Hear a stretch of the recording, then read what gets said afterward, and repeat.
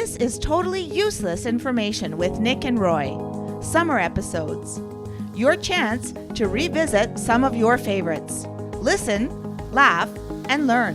In 1943 and 1944, the Pittsburgh Steelers did something really crazy. If you have fuzzy tennis balls, that's okay. It should be that way. Hi, I'm Nick. And I'm Roy, and we scour the internet for information you really don't need. Or do you? So join us as we discover more useless information on this episode of Totally Useless Information. It's everything you never needed to know. By listening once a week, you'll get smarter than you think. The Totally Useless Information Podcast, hosted by Nick and Roy. Well, hello there, and welcome to another episode of the Totally Useless Information Podcast. Brand spanking new, and I mean spanking, we have a brand new topic. Sports. Play ball.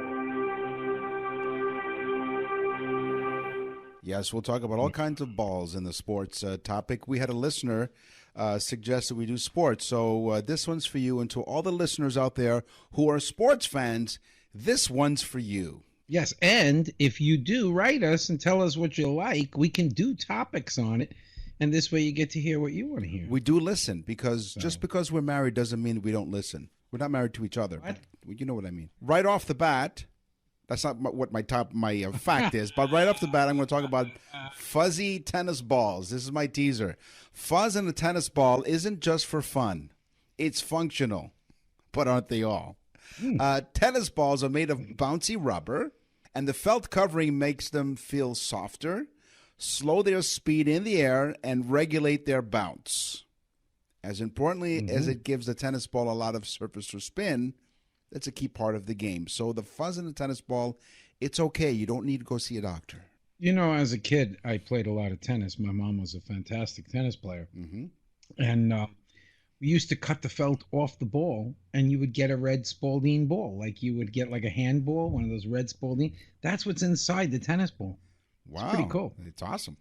Speaking of off the bat, boring baseball. Come on. We Yes. have baseball fans out there. Come on. There's two things I hate. It's baseball and the French. Okay, but listen, a baseball game lasts about 3 hours. Okay? Did you know, though, that the actual playing time is 18 minutes? Really? There's 18 minutes of functional sport in a 3-hour game. Okay, I find that let's get the 18 minutes out of the way. Let me take the 2.5-hour nap. Well, so I for those of you who do know or don't know, I live in Toronto, and after every Blue Jay game, later on in the evening, actually, they replay the game that was played earlier, and they call it Jays in 30. So in 30 minutes, they're able to show the complete game, regardless of what the result was. So there you go, Jays in 30. Of course they are. They got 12 minutes to spare. Yes. Well, you need to sell commercials for it. The first hockey puck ever used in a hockey game was not made of rubber like it is today, but a frozen piece of cow poop. Cow poop? That's right. The very first puck ever used in a hockey game on a frozen pond was a frozen piece of cow poop. What, the puck? Let's move on, shall we? Okay, in basketball, the jump ball. Yeah, they face off in the center of the court and jump up, and they try to push the ball towards their teammate's direction. Right. But did you know that in the beginning of basketball, the actual early days and the original rules of basketball, after every basket that was made, they would go to the center of the court and do a jump ball. Now, you talk about boring. That's almost as bad as baseball. Not right. bad, but almost as bad. Can you imagine every basket that you would have to? Plus, there were no dunks. There were no. So I guess it was a lot harder to get a basket when you were that far away. But you know, I mean, if you got a guy like Jordan in there, it'd be jump balls all night long. Yes. This ball is jumping. So in baseball, the very boring sport of baseball, as you put it, I happen to be a huge baseball fan. I love baseball. It's a great pastime. So you've heard the word southpaw referring to a left-handed pitcher. This came from the practice in baseball, arranging the diamond with the batter facing east to avoid the afternoon sun. Though many claim that the term originated due to the orientation of the baseball playing fields in order to keep the sun out of players' eyes, the resulting alignment is a left-handed pitcher's throwing arm, causing the pitcher to have his left hand on the south side of his body if he's facing east. Therefore, he was known as a southpaw. Oh, cool. Okay. That's cool. And a lot of our listeners will probably have to listen to that twice because there's a lot of information. Yeah. Okay. Let me sum it. North 27 degrees, 35 degrees longitude and latitude. What the hell? We're simple people, That's Nick. true. All right. Let me put it to you in a condensed version, okay? So the baseball players were facing east to avoid the sun. Therefore, the left-handed pitcher, his arm was along the south side of his body. That's how he's known as a southpaw. Is that better? All you had to say. That's it. Yeah. You know what you just did? It's like when people tell a story and they say, to make a long story short, you just made that longer by saying that. No, it's all clarified now. Everybody's got it. Okay. All right. Here's my teaser. In 1943 and 1944, Pittsburgh Steelers did something crazy, but it was because of something. And of course, now that I said that, the dates will come to mind. But in 1943, the Philadelphia Eagles and Pittsburgh Steelers joined together to play the sport as the Steagles. Oh. And that was because of World War II. A lot of the players were off fighting, and there wasn't enough time for the league to have as many games, so they combined teams. In 1944, the Steelers joined with the Chicago Cardinals. This is before the Chicago team, the Bears that you have now, but the Chicago Cardinals. And guess what their name was? The Car Dealers. Yes. And this is true. That's 1943 and 1944. I thought that was just a cool fact. It was. And that was our brand new topic of sports. And speaking of scoring. Bow, wow. Wow, wow. Oh, yeah. All about sex. All about Heidi Klum. Yes, sex. It is. There you go. The following segment of the Totally Useless Information podcast may be too sultry and too sexy for some listeners. Sex is for the young people. It's for the youngins, okay? That's definitely what they're trying to say, okay? The average North American will have sex, the most sex actually, around age 25, according to a study. They found that people in their 20s have sex more than 80 times per year. If you're aged 45, it declines to only 60 times per year. And if you're age 65, only 20 times per year. Each year, after the peak of sexual frequency at 25, sexual frequency declines 3.2%. Well, I better get moving. That's twice a month. However, hold on. More sex doesn't necessarily equal great sex, so we're off the hook. That's true, too. Yeah. It's quality, not quantity. Best 82 seconds of your life, baby. Quality goes in before the name goes on. All right, get ready for this stat. 46% of women, while having sex, think of another man. Oh, no. Yes, there was 46% of straight women. They interviewed these straight women. 46% said they're thinking of someone else. How sad is that? That half of the women are thinking of someone else. You know you're really not popular with the ladies when they don't even think of you when they're having sex with someone else. So Get on with it. Get on with it. Yeah, whatever. So there are all kinds of fancy condoms in the stores, in the drugstores. You know, there's ribbed for pleasure and all kinds of other types of different kinds of condom ads, right? To make it sound more magical. Well, according to some research, the vagina is relatively insensitive to pain and stimulation. For example, surgeries can actually be done without anesthetics to that area. So the condoms with all the little bumps and ticklers and ridges, don't bother. The only thing that fancy condoms turns on is your credit card. Really? Yep. So those little French tickler things don't do anything? Nope, they don't. Just Ladies, do you hear this? Wow. Yep. Listen, the pubes are for real. And I wrote the letter R and for real. Okay, the pubes are there for a reason, folks. Okay, so you ladies who are mowing the lawn, let's get back to the 70s, shall we?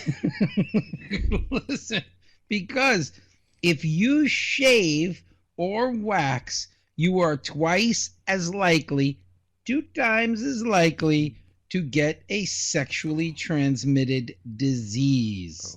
That's right. Open skin and hair follicles from shaving leave the area open and susceptible to bacteria to enter. So, ladies, welcome to the jungle. Yes. Woo.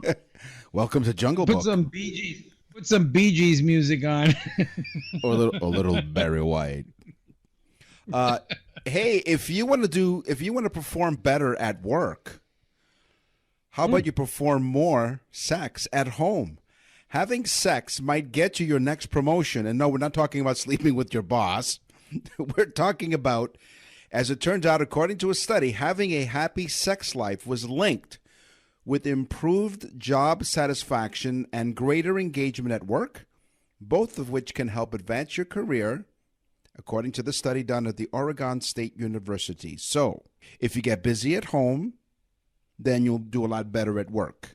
Now, if you're having an office affair, you kill 2 birds with 1 stone. I'm sorry, Nick. I can't concentrate. I can't get things done. There you go. I got one for you, ladies. I would call myself husky. Husky, yes. Maybe. Yes. Well, that's a good thing because fat guys do it better. Oh. You heard right. It's all about size, baby. The fat guys do it better. Big guys last 7.3 minutes of sex, while skinny guys barely make 108 seconds. So move over, Bones. Big Daddy's coming and going to satisfy your woman. There you go. You're listening to the Totally Useless Information Podcast. I'm Nick. And I'm Roy. I want to thank everybody for listening because now we're in, where was the last one? Africa? Africa. Not only Africa, but South America, Buenos Aires. Stay back, Buenos Aires. Don't cry for me, Argentina. You can send us, all of you around the world, because we are global now. You can send us an email. Hi, I'm Nick. And I'm Roy. We hope you're enjoying the Totally Useless Information Summer Series. It's a chance to listen back to some of your favorite episodes. And we'll be back soon with a brand new Season 5. Oh, yeah. We'll have more guests and new topics. And you're always welcome to suggest a topic for us to explore. Simply go to nickandroy.com. Now back to Totally Useless Information with Nick and Roy, the Summer Series. What's in the mailbag? What's in the mail?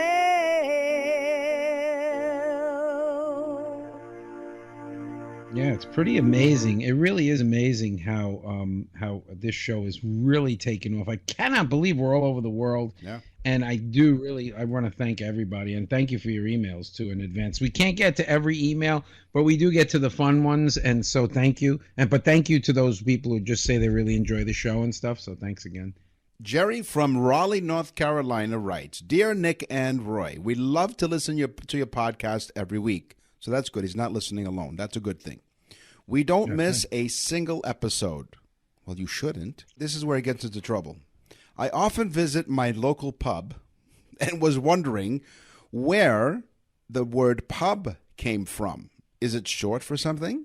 He was thinking a lot while he sat there having a beer at the pub. Pubs are an important life and culture in England, Scotland, Northern Ireland, and of course the Republic of Ireland. Even up here in Canada, we have a lot of pubs. Is that what they call them down there in the States, and where you are in the United States? Some pubs, but okay. Mostly they're the English pubs. Yes. The word pub comes from public house. In older times, this term signified someone's house that had been opened to the public. The pub. Oh, There you go. Going Thank down you, to the pub. Jerry from Raleigh, North Carolina. Jerry, there you go. See, you ask, you get. Well, mine is from Margaret from New Jersey. Hey, Margaret lives in New Jersey. How you What's doing? up, How you doing? Yeah, let's play some of the boss music. Okay. All right. She writes, I love your show and I love you guys. Now, capital L's on the love your show and love you guys. So stop being a weird stalker, Margaret, or we're going to get an order of protection out against you. Okay? Yes. In Jersey. But since you live in Florida, did Ponce de Leon discover Florida, or did Christopher Columbus discover Florida? Okay. There seems to be some confusion, she says. So Ponce de Leon may have been, now this is some interesting facts with Ponce de Leon. First off, Ponce de Leon may have been on the ship in 1922. No, in 1493, the second voyage of Columbus. He may have been on with Columbus on the ship. Okay, but they did not discover Florida at that time.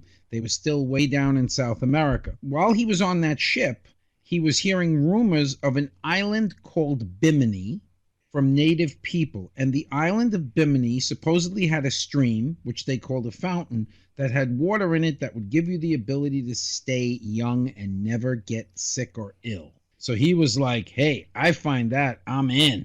Okay, yeah. So he said, geez, that's like, 60 times a year for the rest of my life, sex, right? Right, yeah. It's literally the fountain of youth, yes. He goes searching around after he gets everything done. He gets his own boat from Spain and goes searching around. And in 1513, he finds Florida. He comes off the coast of Florida. And we're not sure, no one's sure about the spring or the fountain, but I believe that the state of Florida, the whole state, is what Ponce de Leon was searching for, because now all the old people are retiring here. So they're still coming here thinking that. Now think about this. They're coming here at the age of like 70. They're playing tennis and all kinds of sports, running around, riding bicycles, spreading STDs all over the place in these old folks' communities. Yes, Ponce de Leon did succeed to find the Fountain of Youth because it seems to be working down here in Florida. Wow. Yeah, come on down. Margaret, you'll be retiring here soon probably anyway. That's right. A-O. So once again, our email address is tuipodcast@outlook.com. We'd love to hear from you. In the meantime, let's perform some experiments, shall we? Einstein was a moron. Newton was a jerk. E equals nothing. It's science, science, science. Totally Useless Information Podcast, which is also an experiment. Yes. The whole thing is an experiment. It is. I know this isn't the sex category, but I just can't stop talking about it. But let's talk about getting in deep. In fact, go on. 12,087 feet deep, to be exact. Okay. That is the average depth of the ocean around the globe. The average depth is 12,087 feet. The deepest part of the ocean is 36,200 feet that we know of. So on average, the ocean is 8 Empire State Buildings deep. Wow. Talk about going off the deep end. If you look at your lungs, well, actually you can't. If you are, then you have a lot more issues. Your right lung is larger than your left lung. But it makes sense. The right lung is bigger than the left because the left shares space with your heart in your chest. And the pericardium. That too. Now, the lungs together weigh approximately 1.3 kilograms or 2.9 pounds, almost 3 pounds. And the right one is heavier. The right lung has 3 lobes, and the left lung has 2. Well, scientists in China have found a dinosaur 60 feet long. But that's a big discovery. No pun intended. But the crazy part is this dinosaur's neck was 30 feet long. This is the longest neck ever found on a dinosaur. It is a 30-foot neck. It's crazy. And it's called, and I'll try to get this right, Mamenchiasaurus. And then there's the second name, Hucunanensis. Mamenchiasaurus hucanamnesis. Whatever. Or translated from Chinese, 1 beef and broccoli and an egg roll. Oh, gosh. There goes China from the listening. 1 from column A and 1 from column B. All right, now, this is science, and these we talk about natural things. We talk about things that occur in the universe, and we talk about things that happen to us in the human body. Okay? Mm-hmm. The average person farts 14 times a day. What? Look, I fart a lot, but not 14 times a day. Average person, now do you consider yourself above average or below average? 14 times a day is when people pass wind. Yeah, but it's like sex, too. You know, you got one good fart, it's worth like maybe 5 or 6 little ones.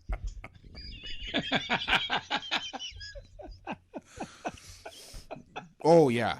You know, so you what you measure and you rate your farts based on. Well, it's based on a bunch of different criteria. There's the smell criteria, there's the length of the and there's the volume. Volume, length, smell. I call it the VLS meter. Volume, length, smell. And don't forget the lingering factor, the LF. Oh, the linger. Yeah. The linger. Yeah, because it's a low linger or a high linger. That's right. Exactly. See? This is why you listen to this show. You learn all kinds of scientific. If you're in an elevator, you don't want a low linger or a high linger. You just want to use your fingers so that it doesn't come out. Use a thumb. Thumbs up.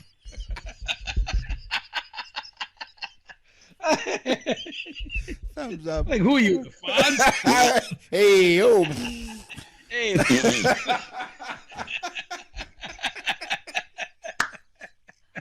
Woo. Wow. Okay. Seahorses. Yeah, seahorses. I see horse. Yes, I see it. Get this. They have no stomachs. They digest their food inside their intestines. So I guess, you know, like junk food, you could say that they ate a lot of crap. They ate a lot of crap. Yes, they did. They ate a lot of crap food, you know? Yes. So, yeah. My grandmother used to say that. All you eat is crap. Yes. Well, I'm a seahorse. Yes, they didn't have the stomach for it. Now, a full bladder can swell to the size of a softball. A healthy bladder can hold 1.5 to 2 cups. Let me tell you, I must have an unusual bladder because I drink these 64-ounce things of soda. I drink them like 4 and 5 at a time. The healthy bladder can hold between 1 and 1.5 cups of urine, which is about 300 to 400 milliliters in case you're measuring in metrics, and about 4 cups, 800 milliliters at night, so almost double. It's amazing. It is normal to pass urine 5 or 6 times a day if you drink between 6 or 8 glasses of fluid, or in your case, Roy, you know, you just like an ocean of urine. Oh, yeah. Yeah, I don't pass urine. I don't like pass and wave to it like, hello, urine. I just let it out, you know? Hello, urine. Yes. All right.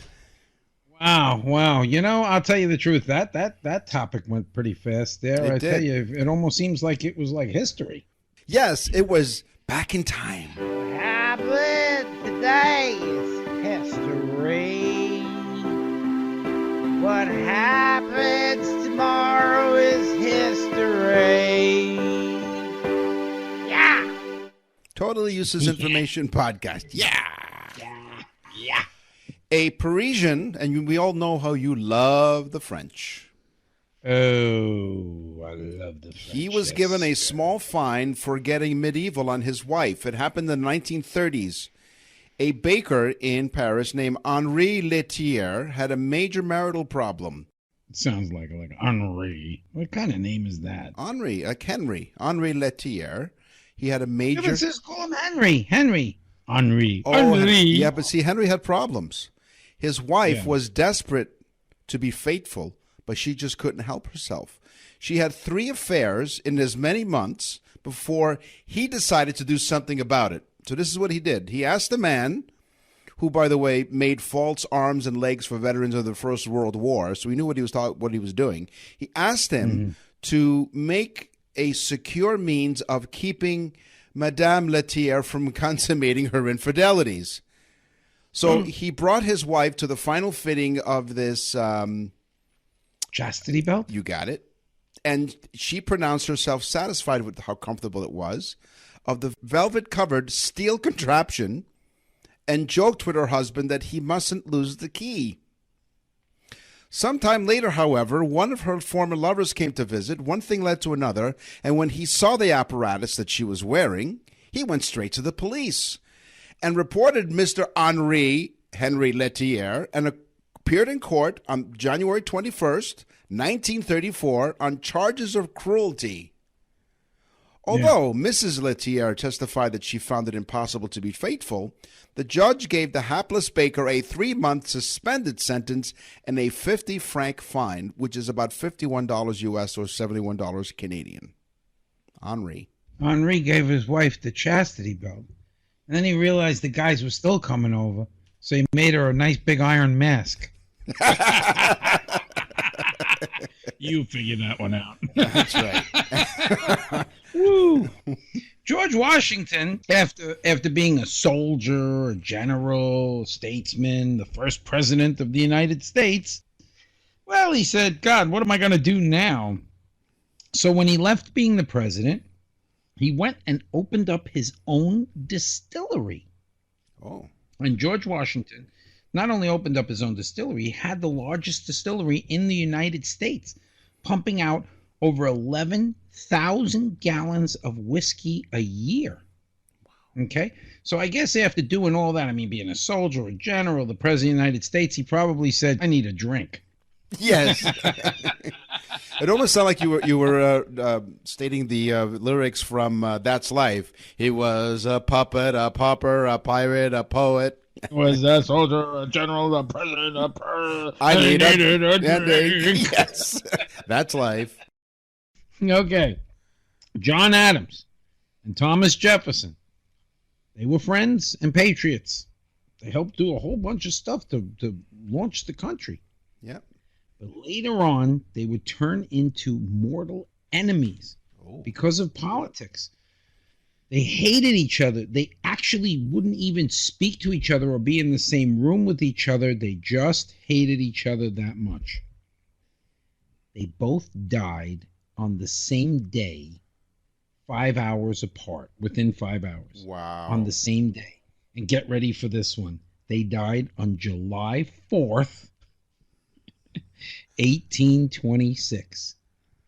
So one probably died, and the other one said, I can't go on not hating that son of a bitch. I'm going to kill myself. They probably were linked together just in their hatred. They died together. You know? So those were the two very, very important men in the history of the United States. There were 2 of the forefathers. Yes. Yeah. Yes. After first flipping a coin to determine whose name would go first, good friends and classmates Hewlett and his Stanford University classmate David Packard founded Hewlett-Packard. So guess who won the coin toss? They flipped the coin to determine whose name would go on first in the company name, and Hewlett won it. So Hewlett-Packard, it's named that in that order because of flipping a coin. That's cool. That's cool. Because that's how things happen, you know. Like, what are we going to, what's the name of Pew? You know, Packard Hewlett or Hewlett Packard. Well, I don't care. Which one do you want? It's like the name of the show. Nick and Roy. Like it's a, I mean, it was like whatever. Yeah, put Nick first. I don't care. I'm not that vain. I mean, Nick had to do it. He had to put his name first. But that's the way it goes. Okay. Yeah. Are you done now? Yeah. Yeah, we're both probably gonna die the same day too, probably. 5 hours apart. You go first. No, you go first. I insist. We're Canadian. We're polite. Let's see, if it's 7 minutes, I could probably get in how many sexual encounters in 5 hours? Probably die from that. Listen, Mickey Mouse, the rodent that we all love. Yes. He was not created by Walt Disney. No, come on. Really? I'm telling you the truth. I know a lot about Disney. Disney actually created a cartoon called Oswald the Lucky Rabbit, which was a disaster. Nobody liked it. It didn't do well at all, and they really didn't want to hear too much from Walt Disney. So he went back to the drawing board, and he had other artists working with him. One of them's name was UB Iwerks. What a crazy name. Of course, that's not his real name, probably, but UB Iwerks, okay? And he worked for Walt Disney, and he said, what about this? And he showed him a picture of Mickey Mouse. And Disney said, I love it. Let's do Steamboat Willie. And they made history. And of course, nobody knows who UB Iwerks is. That's right. But everybody knows who Walt Disney is. That's kind of a cheesy, no pun intended. Yes, of course. Hey, guess what? We are done. This is the end of the show. How quickly does that go? Yeah. It is. Oh my God, we are done. We're done with That's crazy. Another episode. Yeah. Could you imagine? Yeah, I miss people already. Guys, listen, folks. Thank you so really. When we say this, we really mean it. We're so happy that this is going over so well. And now we're doing the Canada show on Sirius Radio as well. Sirius XM Canada Talks. We're on every Tuesday at 1:30 p.m. Eastern Time with host Jeff Samet. And what we do is it's an offshoot of this show because we do Totally Useless Information podcast. But what we do is Totally Useless Canadian information. So it doesn't matter where you live around the world. You want to check it out if you're able to get Sirius Satellite Radio, channel 167 in North America. And you can check it out. And it's Nick and Roy on the Jeff Samet Show. It's Canada Talks on Sirius. Yeah, Sirius XM channel 167. So big shout out to Jeff Samet. Thank you. And then we're doing the birthday card things, which we're going to get to you folks, but we're actually backlogged already on the birthday cards, and we didn't even put it out yet, really. But that'll be on our website, and for you to do that too, it blows a damn birthday card away. Exactly. In the meantime, we need to go start scouring the internet for next week's show. So in the meantime, yes, tell a friend about the trend and subscribe on YouTube so that you don't miss an episode every Thursday. I'm Nick. And I'm Roy. Thanks for listening. Totally Useless Information with Nick and Roy is a production of nickandroy.com. To access the full library of episodes, visit nickandroy.com.